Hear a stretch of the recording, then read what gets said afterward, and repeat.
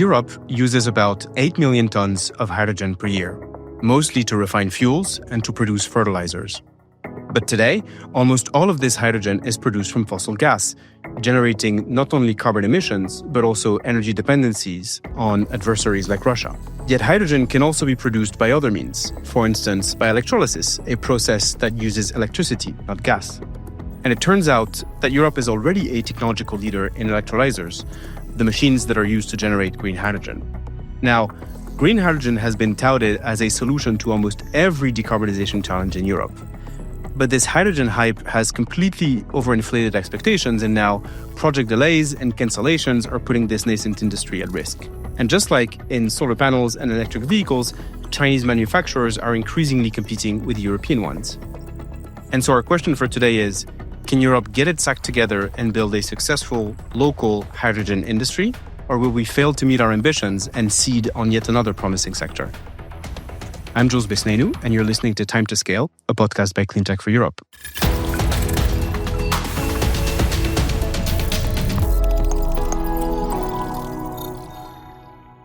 Today, we are super excited to welcome Nils Aldag, the co-founder and CEO of Sunfire, a leading European manufacturer of electrolysers for green hydrogen production. Hello, Nils. Hi, Jules. Nils, you co-founded Sunfire at the age of 24, and you took the company from about 3 employees to, 650 employees today. And in the process, you helped to position Europe really at the forefront of electrolyser innovation. I'd like to focus our conversation today on whether Europe can develop a clean hydrogen economy, what it will take to get there, and how you see Sunfire's role in it. But first, I'd really love to introduce you personally to our audience. And so what I wanted to ask as a first question is that typically at 24, people start their first job in a big company. And you decide instead to build an electrolyzer startup. So how did that happen? I have the, I would say, big privilege that I come from, that I have parents that have actually been active as entrepreneurs themselves, and a grandfather who is also an entrepreneur. So having a family background with people who have started small ventures, started small and bigger companies was probably the biggest source of inspiration to me. Most notably, when I was shortly after I was born, my mother created a small startup in the living room in which we were together, and I think that kind of influenced me in a significant way. I always had in my mind this idea of starting a company at some point in time in my life. I probably wouldn't have expected this to happen at the age of 24. As very often in life, it's a lot of it's right moment, but also a bit of coincidence. I was very fortunate that I developed an interest in clean technologies during my studies. I wrote a thesis on opportunities in the clean tech space. So I tried to make a map of areas where there was already great solutions. We were in the age of solar and wind, and batteries were emerging. Big projects like the Desertec project in Germany were starting to unfold, and I was fortunate also to meet some people in that context. So I was looking at what was already happening and at areas where there were no solutions and little ideas how to fight climate change. And interestingly, already that thesis concluded that heavy industry, long distance transport, aviation, those were the areas where solutions were scarce. And then coincidence kicked in. A guy that I knew from high school and a friend from my personal network were looking for a co-founder with some business and legal knowledge, and that's where I came in. And to be fair, the original idea was not to become an electrolyzer manufacturer, but there was a slightly different idea in the beginning, and then you pivot into all sorts of directions, and eventually Sunfire has become a big electrolyzer manufacturer. Well, but tell us a bit about that journey. How did it start? And looking back, at it 10 years later, what have you built? So when we started the company, the idea was more to be a technology integrator, we called it. So trying to buy hardware from hardware providers, integrate it, and then actually make money by developing those projects and selling the molecules coming out of those projects, like hydrogen, the molecule we will talk about a bit more today. So this was the original idea. We quickly realized that especially hydrogen back in those days was understood as a fuel for passenger cars, and only that, right? And while it can make sense to drive a car with hydrogen, I don't want to oppose that. It's definitely one of the more difficult business cases because there's battery electric mobility, which is just very convenient and extremely cheap. So what we realized back then was that hydrogen could be used to replace practically anything that comes from crude oil, natural gas, or coal, and that, for example, industry and also refineries were the more interesting place to look into, to sell equipment into. And this was really I would say, probably 7-8 year journey where we were trying to figure out what we wanted to do and where we were trying to educate the ecosystem or to discuss with the ecosystem where this topic could go. And eventually, because a lot of things in the value chain were missing, most notably the providers of electrolysers that could operate with fluctuating renewable electricity input, we moved more and more into that direction. Acquired businesses during that time that transformed also our own business. And since 2018, 2019, we've become a pure play electrolyzer manufacturer based on two different technologies. How can you tell us a bit more about your experience as a young founder? What was it like to participate in technology development, but also, I assume, fundraising and selling? Like, how have you grown over these 10 years? Yeah. So from a personal side, I have 3 little kids now, and I think it's almost impossible to do something like that with 3 little kids. So actually, it's quite a good idea to start it as quickly and early as possible. A bit more from on the serious note, on the serious side, I was, on the one hand side, I was fortunate to have people alongside myself and my co-founder, our CTO, Christian, who is still with the company, who's also relatively young, who had a lot of experience. So it was not that we were those young, almost kids trying this pretty, I would say, adventurous thing on our own. So we've always had people on our side that liked the topic, that were engaged heavily. One of our co-founders who retired from the Sunfire topic in 2020, Carl, was already an experienced entrepreneur. So that was a big blessing actually, and a nice model how those things can be done, right? It was experienced people on the one hand side and hungry, driven guys on the other, together joining forces and developing a successful company. And then truth is also that for many years I was hoping I'd have a bit more gray hair and would look a bit older, because I've had situations where people looked at me and were kind of waiting for the boss to also join the meeting, and then so yeah, that's the more challenging side. But no, it was, like I said, a huge privilege, big fun to do that, and for me exactly the right time. You're young, you're free, you can take risks. And in terms of because you obviously now have more than 600 employees, when does the big inflection moment come, and how experienced are you at that moment? Yeah, so this is also part of the story, that we had a relatively long kind of initiation phase, if you want. Sunfire was, for the first 7 or 8 years, we were really searching for our own positioning for what we wanted to actually do, and that was a phase where I was fortunate to be able to learn also quite a lot.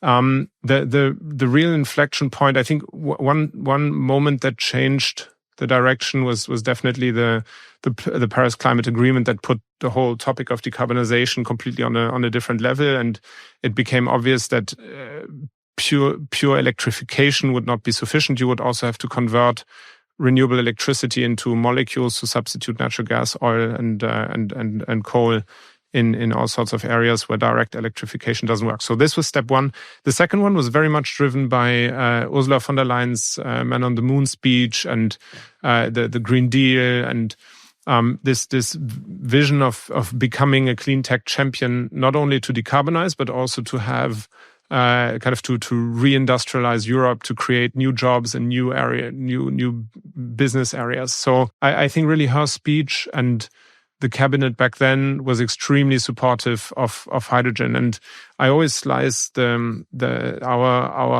kind of development into three phases. The first one was really finding out what we wanted to do and discussing with the market side where this could go. The second phase was enormous ramp up growth, big financing rounds, support from all sides, a lot of hype, frankly, also.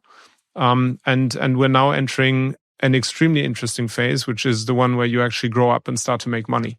Yeah. And that's where we are right now. Sunfire will, for example, this year, for the first time in 15 years, be profitable on P&L level. Correct. That's a massive step up, a massive achievement for our company, and a sign that we're actually growing up, that the industry is now going into a new phase, is maturing. Exactly. Yeah.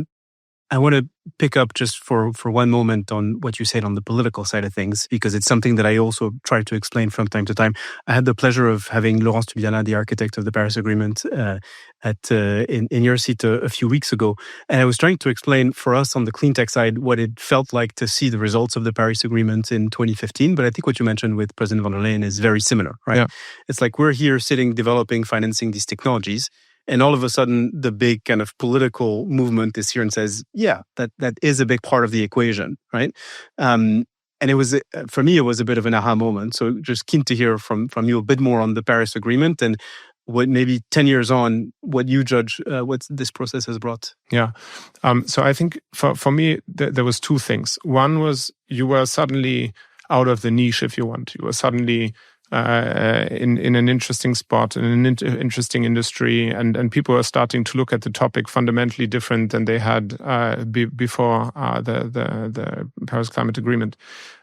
So the public perception, the need to act, the dynamics in the external world substantially changed. So I think this is likely the biggest kind of real life contribution that it put a spotlight on those topics. What is also not to be underestimated is what it does to yourself, the motivation that comes out of it, the understanding that you're working on something that is extremely meaningful, that has impact. People start to also look at you, and I think this is a combination that creates an enormous force in people, in industries, and allowed for things to really move forward. To give you an example out of different that I could give, but we were back until that point, we were raising single-digit million euro amounts, and the focus, as I said, was not so much on those topics. Eventually, we've started to raise completely different amounts of money. We've until today have raised close to 1 billion euro. I think it's for this to happen in Europe, with the financing ecosystem being what it is, wouldn't have been possible if you wouldn't have had those moments, the Paris Climate Agreement, but also the Man on the Moon speech, the Green Deal. So I think that has unlocked an enormous force financially, technically, and also on the motivational side for human beings working in the area. Absolutely.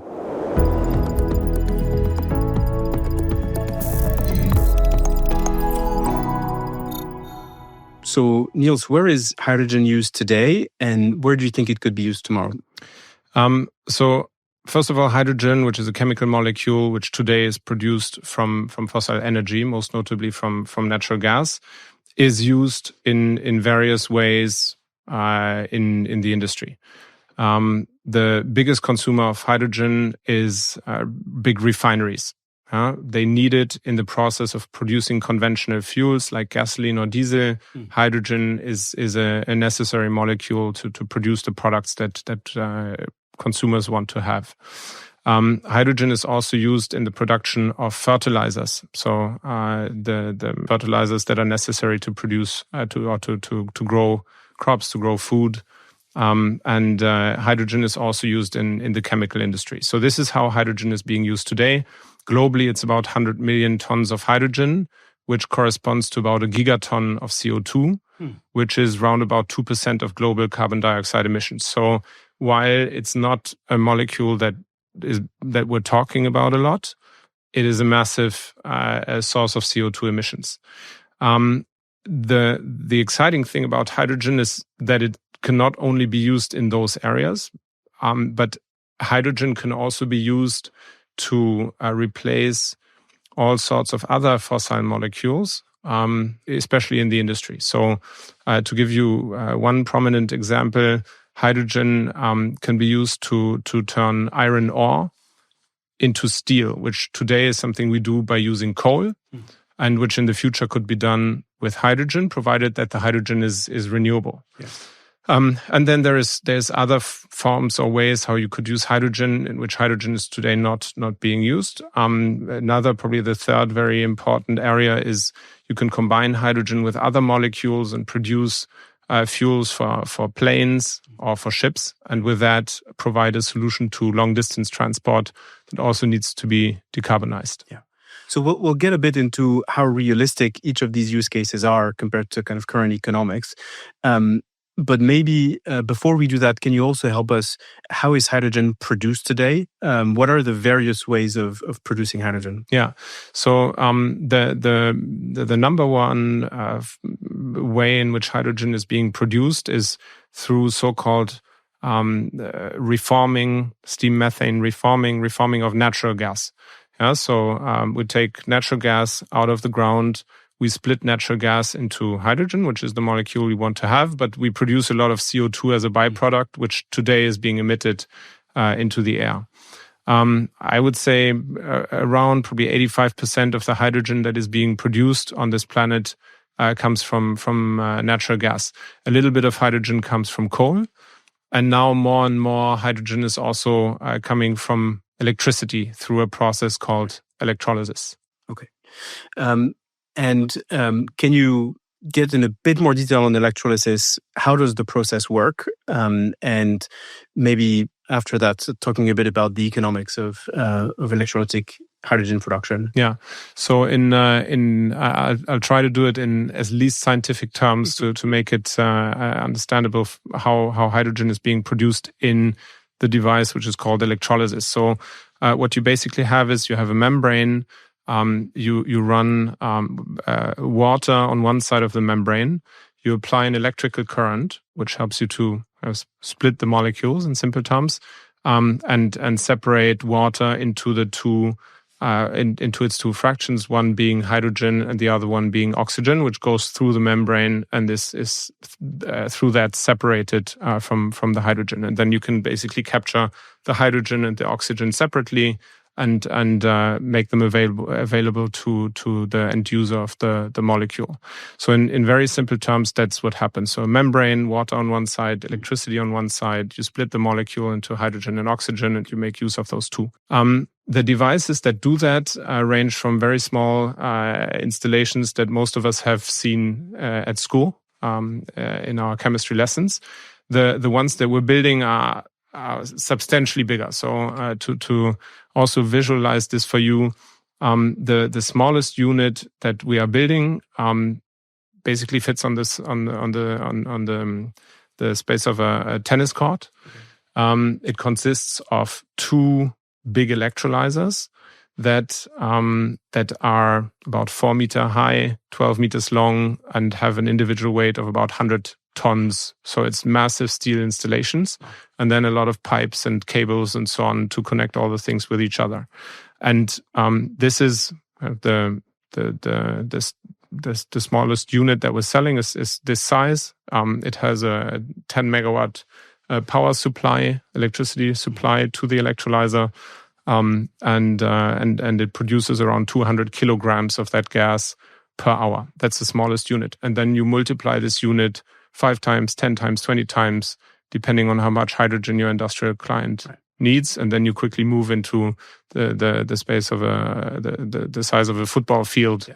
So if I compare the two main production routes, basically with the the old kind of fossil way of producing hydrogen, the input is natural gas and the output is hydrogen and CO2.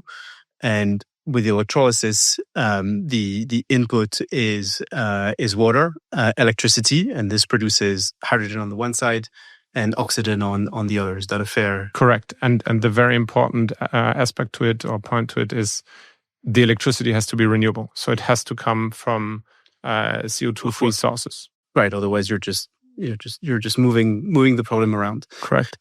Could you help us understand for these two methods, what is the cost structure of it? What are we talking about? So the traditional way of producing hydrogen, this process called reforming, generates hydrogen at around €2 per kilogram, and then you have to add the costs of the CO2 emission that you're creating, which in Europe actually happens. The ETS system kind of puts an additional CO2 price to the hydrogen, which means that cleaned up fossil hydrogen costs you around €2.50, €3.50 today, right? The problem is, from their point of view, the price of CO2 is increasing, and hence the combination of fossil gas plus CO2 emissions is something which will become more expensive over time. Right.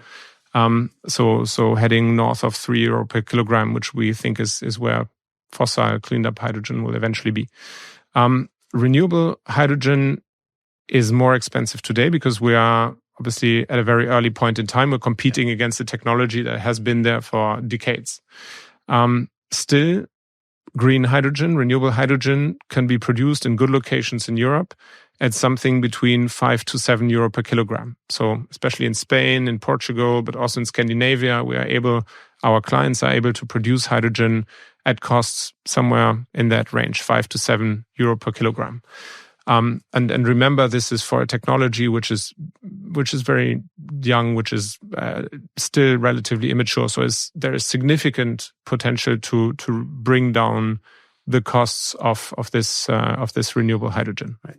Maybe on the natural gas side, how did this evolve with the invasion of Ukraine? And what do you think is the outlook for the next few years? Yeah, that's actually an interesting point. We're based in Germany. I'm half German, half French. So I've kind of observed in real time the changes in gas prices. So the gas price increase that we've seen shortly after the Russian attack on Ukraine was so high that natural gas had, for a short period of time, become more expensive than renewable hydrogen produced in Germany, which is probably the highest, the most expensive country in Europe for hydrogen production. And while it was obviously just for a short period of time, it showed to us that this is what can happen when we're under attack, when supply is being shortened. And it gives you a direction where fossil natural gas-based hydrogen is eventually going to be price-wise. So we're coming from a position relatively early in the development of this market with a clear indication that costs and prices will go down. And we're competing against something which today is relatively cheap, but is likely going to become substantially more expensive in the midterm.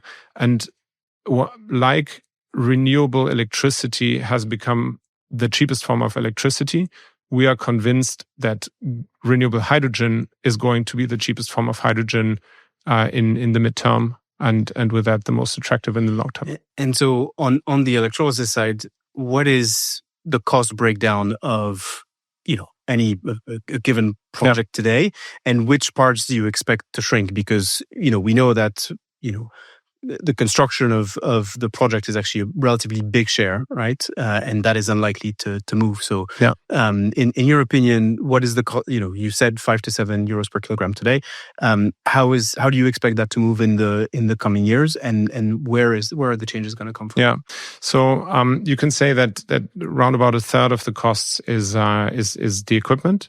2/3 of the costs is electricity, and there is a bit of OPEX for running the equipment and But that's roughly how the costs are distributed. And I think on the first third, you have a factor of 3 or so that you can reduce the costs. So that is your own electrolysers will be 3 times cheaper. Correct. In whatever 10 years. Not even that. I think this is something we can achieve in the course of the next 3 to 5 years if we enable for scale to happen. The biggest driver the biggest driver to reduce costs is to get economies of scale, to be able to purchase more components, with that reduce the cost of those components for us, establish a more professional, more effective supply chain. Then there is a lot of learning costs involved at the moment. So since this is the first time companies are building those large-scale projects, we're still kind of putting a risk premium on every project. Our customers are doing that. So through the scaling up and the learning effects, you bring down the cost of the equipment by a factor of 3 in a relatively short period of time. That's the first third. That's the first third, right? Okay. The second, the 2/3 that are related to power, to the supply of renewable electricity, are influenced by 2 things. On the one hand side, they are influenced by let's say the fact that we can't, because of a lack of infrastructure to transport hydrogen across Europe, we can't tap into the cheapest areas of power production. So in order to be able to place the equipment in areas where power prices are really as cheap as they can be, we need to create an infrastructure that then allows us to transport those molecules in a cost-effective way to the end customers. So today you're placing the equipment normally closer to your off-taker, the industry, which positions you in an area where you are probably between 5 to 10 cents per kilowatt hour of renewable power production. So the buildup of infrastructure will allow you to go into cheaper places. The other point is that the second point is that we have a quite complex regulation to fulfill when we procure renewable power, which we think is something which can be optimized or at least delayed, so that in the initial phase we are not making a product which anyhow is already a bit more expensive because this is new technology, even more expensive. So while most of this legislation makes sense, the rules make sense, in the initial phase it actually hinders projects to develop properly. So I think that's the second one. So there's a regulatory piece. And another one, which is a hybrid of basically both sides, is that the equipment has to become more efficient.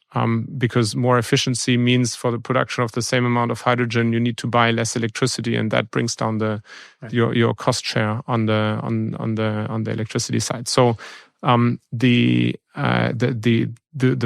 goal that we are working towards is to produce green hydrogen in Europe at something between 3 to 4 euro per kilogram, and be able to compete with fossil hydrogen, which will be there at that level.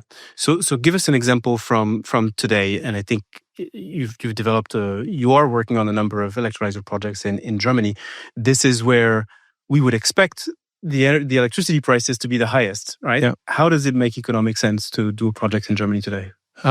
So there's two sides to this. So one is that you have an extremely cheap product, which is gasoline or diesel produced from crude oil, and kind of a high flexibility on the customer side to pay for that product, because mobility is important to people. So when you produce hydrogen in a more expensive form and you use it in the production of conventional fuels, you increase the price of the conventional fuel by something between 1 and 3 cents per liter.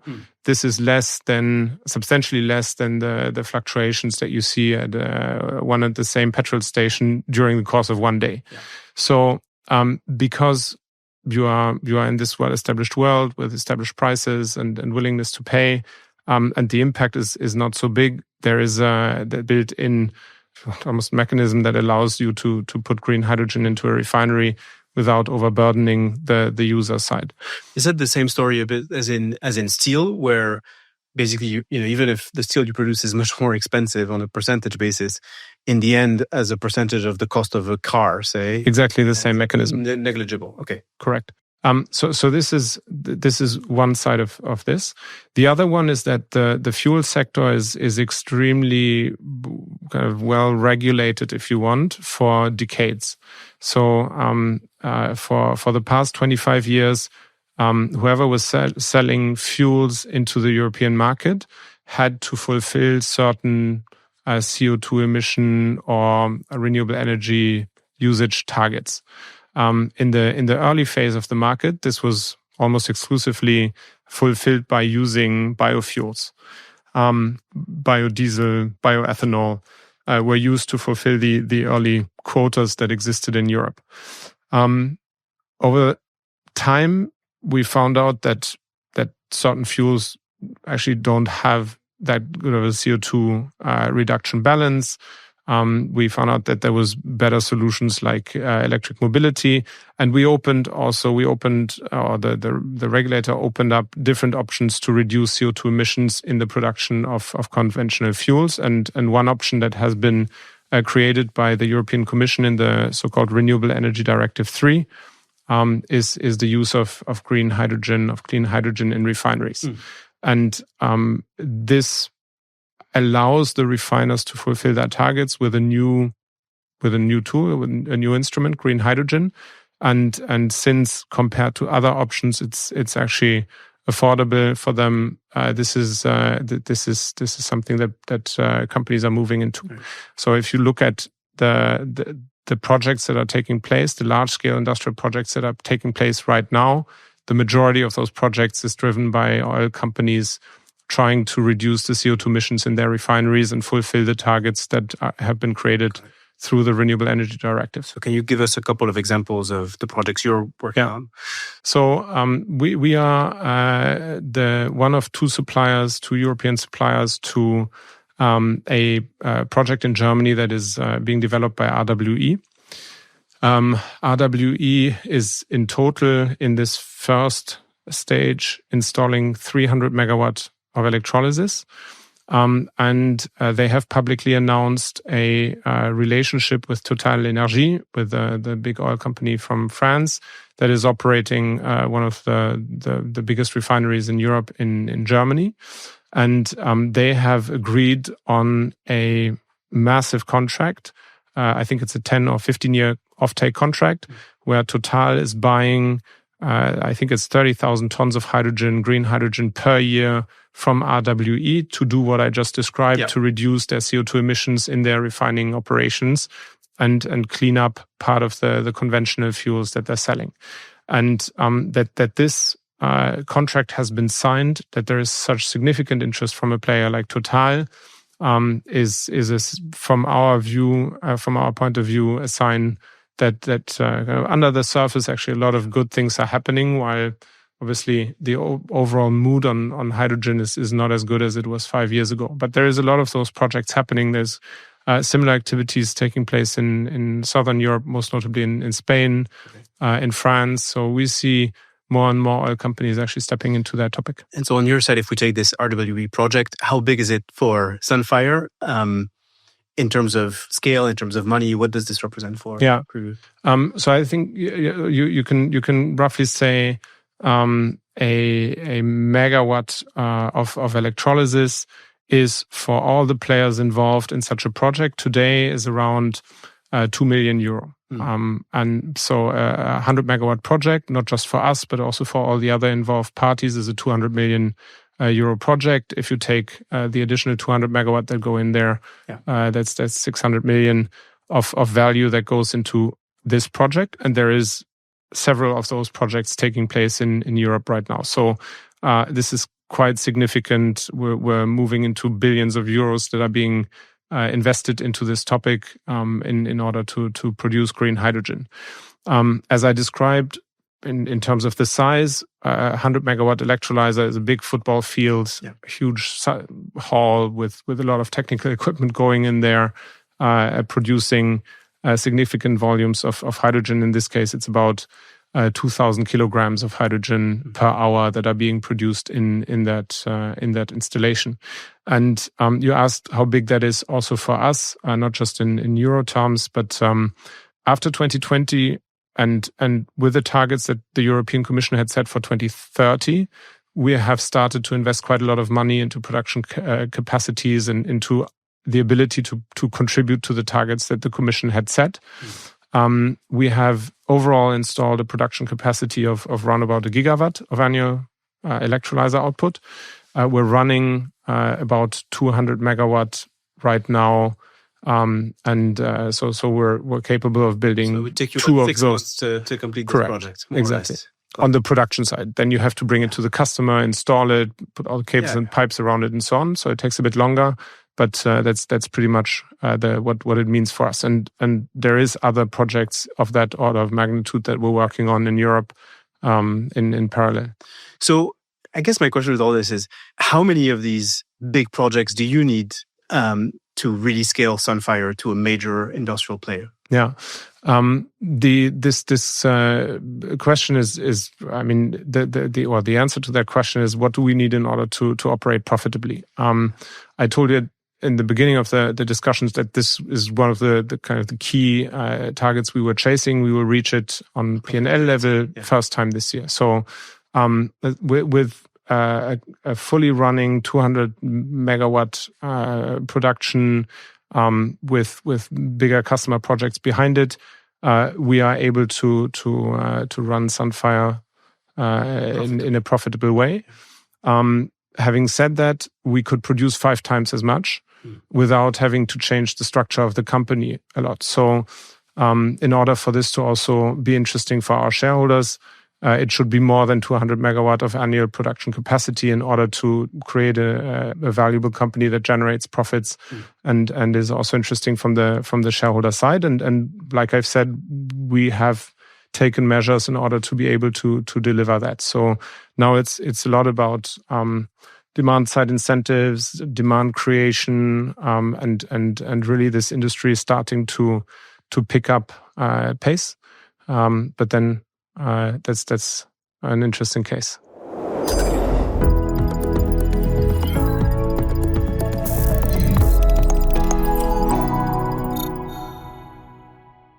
So today we have sky-high electricity prices, tight fiscal space, scarce public money, you name it, right? In this really tough moment, why should Europe even prioritize green hydrogen? Okay, I think we've passed the time to discuss whether we have to become climate neutral or not. This is a given. We have to be climate neutral by 2050. If we accept that, it is completely clear that we need to invest heavily into solutions that will help us to decarbonize, to defossilize and become carbon neutral on the one hand side. We've seen extreme political shocks like the attack of Russia on Ukraine that have shown to us how our dependencies can create energy prices that we cannot not cope with as a society. So also from a resilience standpoint, there is no alternative to renewable hydrogen. Fossil hydrogen is definitely not the answer to those situations. And the third one is clearly, with industries going into different directions, we need jobs for Europe, and this is a sector that can create a significant amount of jobs for Europe in the near term. So I'm very clear on the why renewable hydrogen versus grey hydrogen, because we have such a security dependency on Russia and on other gas providers, right? But how do you compare green hydrogen with other decarbonization solutions for a number of industrial use cases? Yeah, for me, I mean, blue hydrogen, so the production of hydrogen from natural gas with carbon capture and storage and putting the CO2 underground, doesn't solve the resilience aspect. We are still using natural gas, crack it, convert it into hydrogen, and that is not an alternative that will help us become climate neutral in 2050. Green hydrogen is the only solution for that. But you were saying you then need transport infrastructure to make that a reality, right? Correct. But the transport infrastructure for hydrogen is substantially cheaper and easier to realize than the infrastructure for electricity. So putting a gas grid, a hydrogen gas grid across Europe costs, I don't have the exact figures in my mind, but it's a fraction of the cost of putting an electrical grid up. So that's the first one. It's easier to transport molecules than to transport electricity. The second beautiful point about hydrogen is that it's storable. So you can actually also use it as a mid to long term storage, which is another downside of renewable electricity. It doesn't make sense to just jam up renewable electricity power production if it's not available during times where you need it. So that's the second aspect. It's an easier way to transport renewable energy. It's a way to store renewable energy, make it accessible during times where we don't have enough of it. The second point, which I think is extremely important, is that if we are serious about decarbonization and about net zero in 2050, we have to decarbonize industry, long distance transport, and so on. The volumes that are necessary can only be covered through renewable hydrogen. And if we accept that as a given, as something that we have to work towards in order to fully decarbonize, then you actually start to realize that this is a massive job opportunity for Europe, right? The skills that are necessary in order to build an electrolyzer are very similar to the skills that are needed in the automotive industry, for example. So a lot of suppliers we're working with, a lot of the people that are working for us came from the automotive industry or are working in the automotive industry. So besides being a great way of transporting renewable electricity, storing it, it also has massive job potential for Europe in the European market, and eventually also as a good to export into other regions of the world. So the redundancies we start to see in automotive suppliers, for instance, parts supplier, you're seeing that as potential workforce. Absolutely. If you look at the supply chain, at our supply chain, a majority of partners that we're working with are suppliers from the automotive industry. Got it.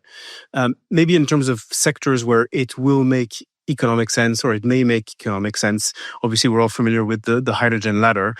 So you've mentioned refineries. You've mentioned potentially maritime and aviation fuels.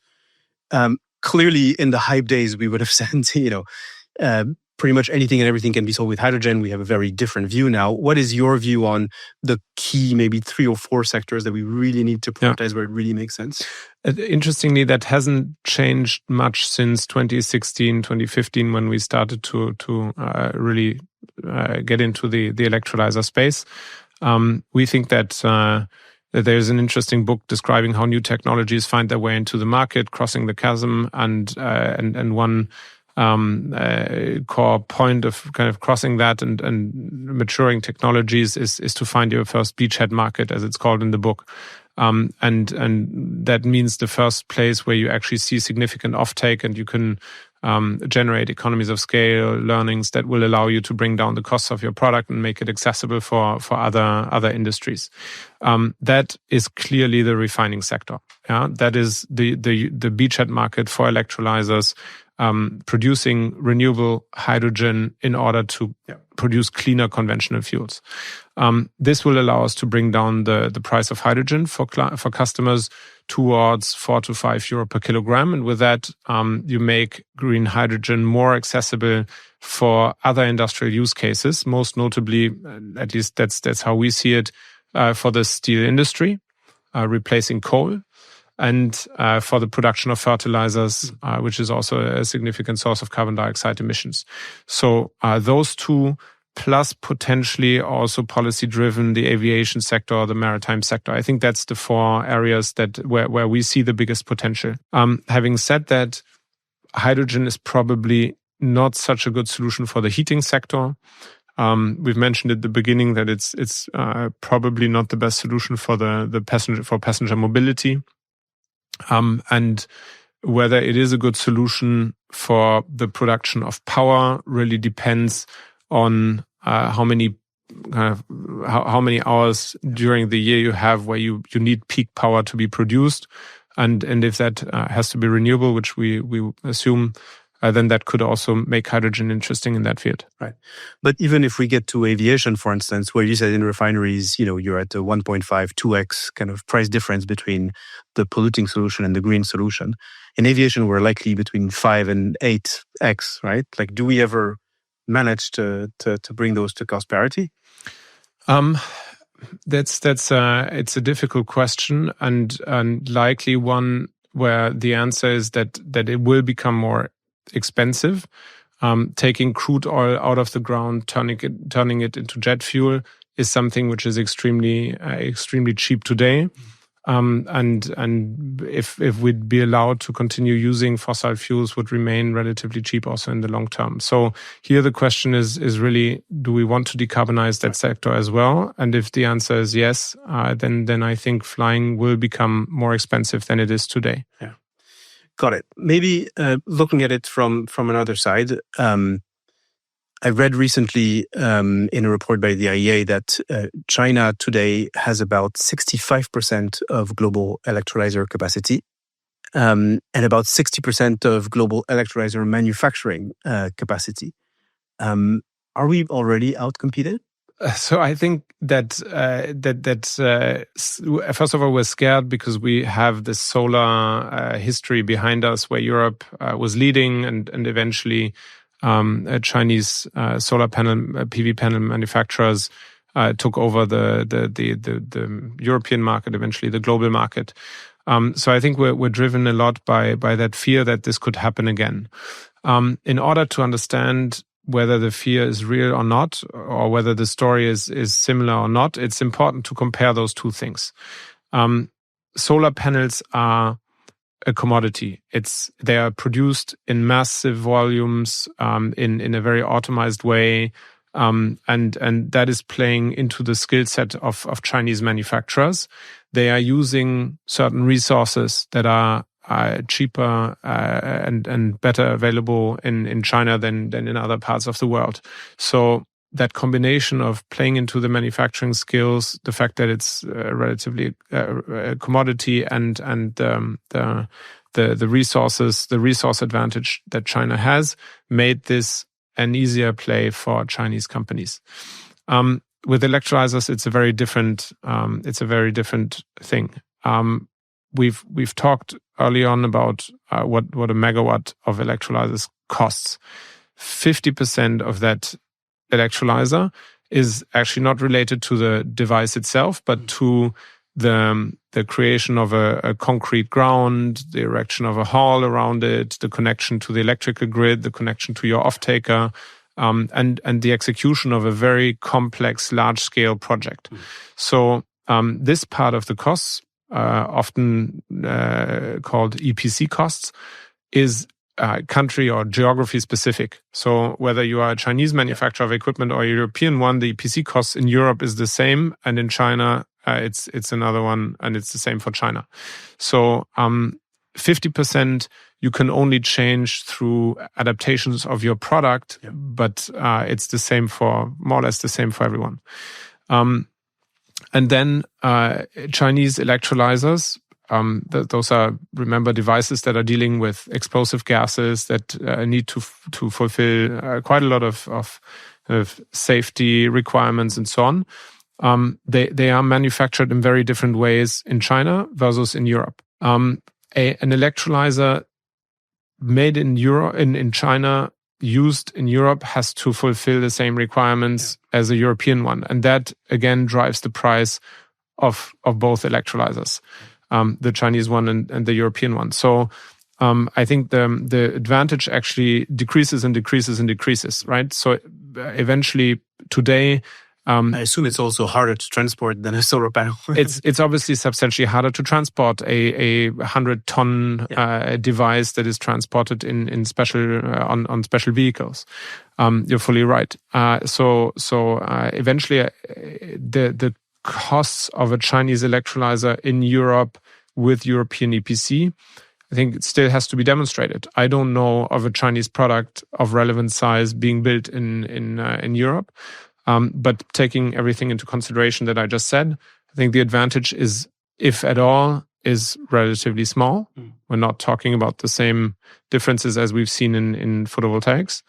And then there's a second point to it, which is you are in most cases connecting your electrolyzer to sensible infrastructure, be it a power grid or an off-taker that is operating a complex industrial machine behind your electrolyzer. There is a trust element which is extremely important in those relationships. You want to have a counterparty that puts the equipment there in a reliable way, that is available for you, and eventually there's also cybersecurity topics and so on. So there's also a couple of soft factors next to the pure price side or cost side, which you have to take into consideration. And in essence, today we don't see significant Chinese competition in the European market, and we are strong believers that China will not outcompete Europe, and that actually with those complex with this complex equipment, Europe has a significant chance to be the strongest place for electrolyzer manufacturing in the world. But we started to see in the innovation fund auctions, for instance, that in the first call, when people were able to compete just on price, that a lot of the electrolyzers that were chosen were Chinese made, right? So in the first auction, it was about 40% of the manufacturers that had been selected as final contestants, I think is the right word, was Chinese. This number did not yet say that those would be the selected parties. It was just saying out of, I think you had to provide 3 or 4 different quotes, and out of those, the entirety of players providing quotes, 40% was Chinese. Eventually, we don't know of a project that is being realized even from that first wave, where the Chinese supplier was the one who took the project. Rightfully, as I think the European Commission in the second round of the hydrogen, the EU Hydrogen Bank decided to implement certain criteria, resilience criteria, it was non-Chinese criteria, I think, or pro-Europe criteria, that I think are important, because we must not forget that we are using European taxpayers' money. And I think it's extremely difficult to explain to European taxpayers that you are spending billions of euro to create a new industry, but actually with that you're reducing you're supporting the cost regression curve of Chinese suppliers. You're giving additional subsidies to products that are already heavily subsidized. Exactly, and are being produced under completely different conditions, probably not in the same kind of way we have to do it here in Europe. So I think those criteria make a lot of sense, and we should be smarter about that in the world that we're living in right now. I wish it wouldn't be like that, and probably 10 years ago, we would have looked in a different way at this. But I think today, since it's not just about decarbonization, it's not just about creating jobs in a new industry, but it's also about resilience and reducing dependencies in critical infrastructure, which energy infrastructure for sure is. I think it's a good reason to implement those restrictions and allow the 4, 5, 6 excellent European manufacturers that today build the largest volumes of electrolyzers next to a couple of Chinese suppliers, to give them the scale that they can compete with their Chinese counterparties. And do you see the risk that we're starting to see in the electric vehicle space with CATL, for instance, shipping workers to open a new factory in Spain? Do you see the risk of Chinese manufacturers setting up shop in Europe to better compete? First of all, I think it's better to have jobs in Europe than to have all the jobs in China and none here. So I think for the battery industry, that's probably the only way forward. Obviously, it would be good and important to also hold the IP. And in our industry, I think it's relatively easy if you provide us with significant scale through demand side incentives. You allow companies to be competitive eventually on a subsidy-free basis, which is the overarching goal. And if we do that, we will not only have the production side of it, but we will be in the position to also hold the IP and actually have great companies not only building for Europe, but potentially also for markets outside of Europe. That's a great segue to start talking a bit about policy.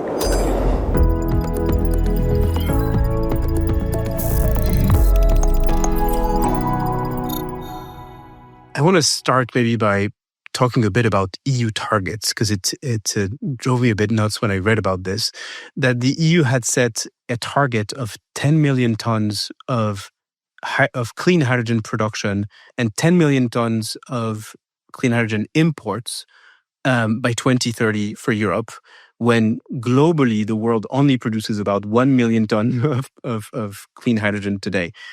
How did Europe come up with this kind of pie in the sky number? So, from my point of view, this was driven by it was an overreaction to the Russian attack on Ukraine. We were in a situation where we realized how severe our dependence on natural gas from Russia was. We realized how severe prices could increase if events like that would happen. And during that time, this new target was established. And I think it was actually not just a mistake of the Commission, but I think as an overall industry, we've been too optimistic on what is possible. So this hasn't been very helpful, to be frank. Before this event, the target was substantially lower. It was a 4 million ton target, which represents about 50% of the hydrogen that is used in conventional areas in Europe at the moment. So in refineries and fertilizer production and in the chemical industry. Already a huge achievement which is already 50%. Yeah. Absolutely, but I think that is a much more realistic target. And in Germany, we're seeing that we're moving back to that initial target, which was set in 2020. Now, the pace at which we've set significant and probably achievable targets. We've then substantially increased that target because of an external shock moment, which it was. And we're going back down to the original target. However, we've lost a bit of time in between because certain things haven't happened in that time. I said earlier on, there's quite a lot of good things happening. There's projects like the one with Sunfire, RWE, and Total. There's a variety of other projects with Shell, with BP, with some of the Spanish, Portuguese oil companies, and also some of the energy companies in the sector. But we, in the past 5 years, have talked a lot about the target side. We have probably, because I also don't want to sound too negative, we have actually achieved also quite a lot of things in other areas. We've created, whether it's optimal or not is a different debate, but we've created a mechanism how we can purchase renewable electricity. We have created a certification scheme. We have implemented quite a lot of instruments like the Hydrogen Bank we've talked about in order to incentivize the early movers. But in those 5 years, we have missed one critical element, which is to create a demand side on national level. So we've talked a bit about the Renewable Energy Directive early on, which is something which had been created long before hydrogen was discussed as a solution. Eventually, hydrogen was added to the Renewable Energy Directive.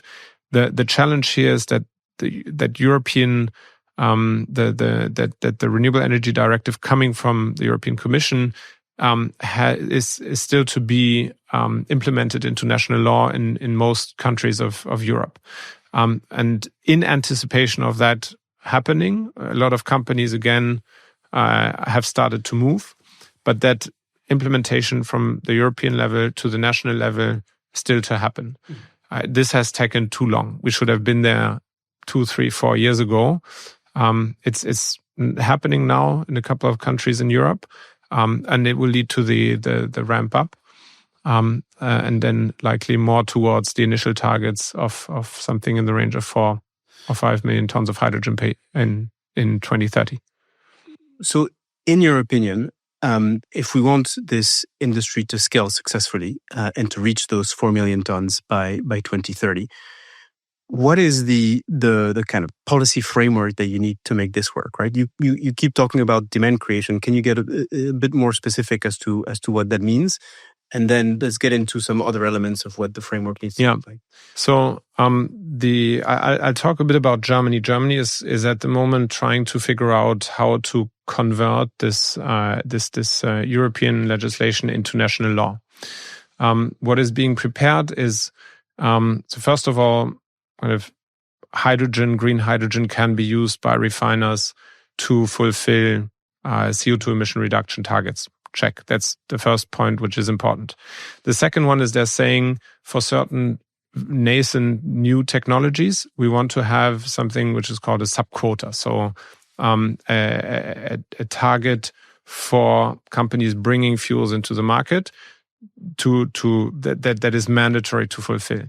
And other than most other member states in Europe so far, Germany has decided to also put a significant penalty to that. So if I am Total, for example, and I'm obliged to reduce CO2 emissions, most likely as of next year, I will be obliged to use a certain amount or to reduce a certain amount of CO2 by using green hydrogen. And if I don't do that, I will be penalized with a penalty that is a strong incentive to use green hydrogen.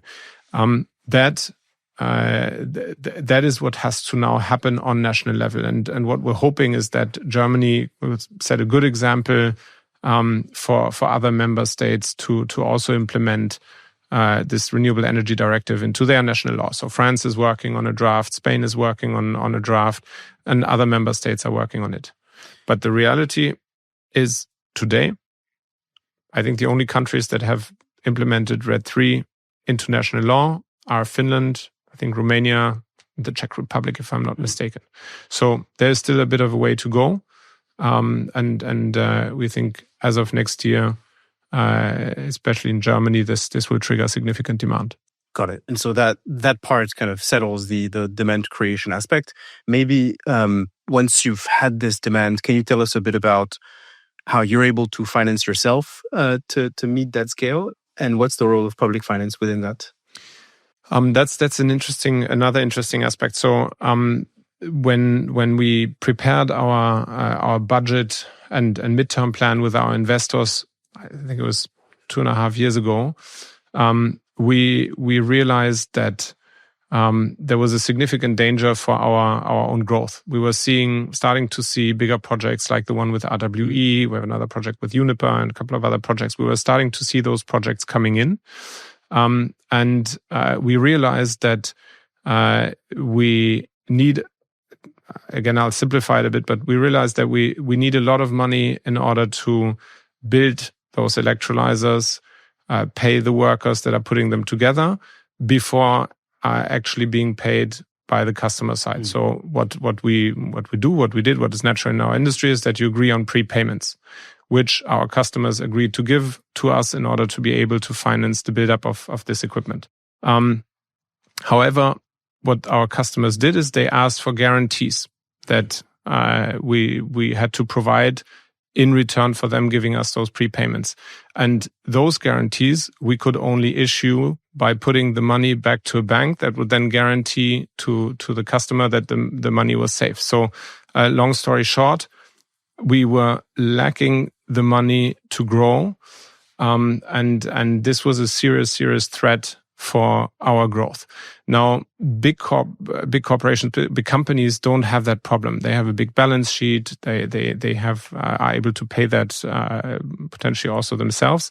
For the cleantech sector that has grown with a lot of companies similar to ours, from small scale, small structures, innovative structures, this is a significant issue. And as long as those companies don't have that balance sheet, as long as they are not profitable, they are faced with that challenge. So the banks basically think, well, Euro is going out of business in the middle of this project, so I'm not going to put my financial guarantee on this. Unless you give me the money you got from your client. You block it. Exactly. Which makes no sense because you, on top of that, obviously have to pay interest rates. Yeah. And it was a huge challenge back then. Probably not the technology. It was seen by us as the biggest challenge, but this financing piece. We've been able, together with the banking consortium, that, to be fair, was quite bold and was willing to discuss an instrument with us. We were able to create a bank guarantee instrument, which is partially backed up by the German government and partially by those banks, that allows us to actually make use of those prepayments. We're very proud that we've actually started to pay back some of the money that was locked in that instrument, and we've retrieved new guarantees or new money from that instrument. And this was such a success and such a first of a kind instrument that the European Investment Bank has decided to provide a similar instrument now as well, which is extremely helpful. And obviously you guys have played a little role in that as well, for which we're extremely grateful. But I think in that case, for the European climate tech industry, we've actually created something which is extremely valuable to be able to provide those bank guarantees and make use of the money that we get from our customers to build those big industrial plants. Got it. No, and important that you were able to figure this out with the German government, right? And I think for the next ones, the fact that this new EIB product exists out there is going to make a big change. So we've talked about demand, we've talked about finance. Do you see any importance in trade policy, given what we've discussed with the competition with China? So eventually we have to be able to compete with the Chinese, with the Americans. And we have to be able to compete with fossil energy. And I'm convinced that green hydrogen can be produced in a competitive way with fossil natural gas-based hydrogen, and that we can compete with the Chinese, the Americans, if the things we've discussed in here are actually happening. So eventually I don't think we will need those kind of trade policies in order to be successful. For me, really, the most important point is in that intermediary phase, where it's really about scaling up, reaching the volumes necessary to bring your costs down. There you need an extra level of support, of protection, and whenever European taxpayers' money is involved, I think it's in the world we live in today. It's important to be a bit smarter than we probably were in the past years. So on anything that leverages public money, you're saying these types of resilience, local content criteria make total sense. Exactly. Okay, got it. Maybe one last question on policy. You've clearly, so you've gone from 3 to 650 plus employees, right? How is this the kind of skilling game played in Europe, and where do you recruit your workers? And does the policy framework help to do that? Yeah. I think Europe is probably the best place in the world when it comes to this type of manufacturing, engineering capabilities. I think we are hugely blessed by excellent technical universities, by industries, especially the automotive industry, but also the plant construction sector, that have created significant skills that for reasons that we've discussed are becoming available now. The world is changing. We're going from combustion engines to battery electric vehicles. A lot of people are being laid off. In Germany, most recently, we've heard more than 10,000 people having to leave Bosch. Those capabilities are enormously valuable. We still have them in Europe, and Sunfire and our peers are greatly benefiting from that, both from students coming from universities, but also from well-trained engineering or production people joining companies like ours in new industrial sectors like the electrolysers sector. But you think the electrolysers sector would be able to scale rapidly enough to take in that level of capacity, like 10,000 people, and being laid off in a year is. So it might sound very ambitious from today's point of view, but if we manage to achieve this 4 million target by 2030, which is about 40 gigawatt of installed capacity, you need a lot of people to do that. And the ambition doesn't stop there, right? This is 2030, which is almost tomorrow. Yeah. We need to be climate neutral by 2050, and the amount of molecules that we need to achieve that is so big that I strongly believe that the electrolyzer industry, where Europe is still in a leading place, has the potential to employ a significant number of people that are unfortunately being laid off in traditional industries right now. So what's your top message then to European policymakers? If I'm President von der Leyen, what would you tell me in a 1-minute meeting? This is your solution for decarbonisation, for job creation, significant job creation, and it makes you more resilient and energy independent from states that you don't want to depend on. That's the 3 criteria that our industry brings. And the big benefit is that we are leading today. We're still leading today. I don't think that the Chinese have a particular advantage today over us. So if the conditions are being created that we can scale, this is an industry where Europe can lead in the mid to long term. That's a great place to leave it. Thank you so much, Nils. We've now reached the end of this episode. I really want to thank you so much for making the time to be with us today and for a great conversation. Maybe a couple of things that I take away from it. One is that there is a path ahead for green hydrogen and the electrolyzer industry in Europe. It is narrower than what we thought 2-3 years ago, but it is there. The second is that we need to maybe reset our expectations based on this, but that the path, as you described it, to 4 million tons by 2030 is already a huge kind of potential for scale up and for industrial leadership and societal gains.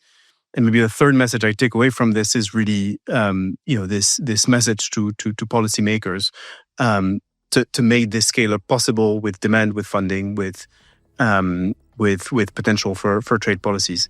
Thank you so much, everyone, for tuning in to Time to Scale, the podcast by Cleantech for Europe. If you enjoyed this episode, please subscribe, rate, and review it. Share it with a friend, or feel free to send us your feedback and your questions. We'll put the links to Nils's and Sunfire's social media in the episodes, and see you soon.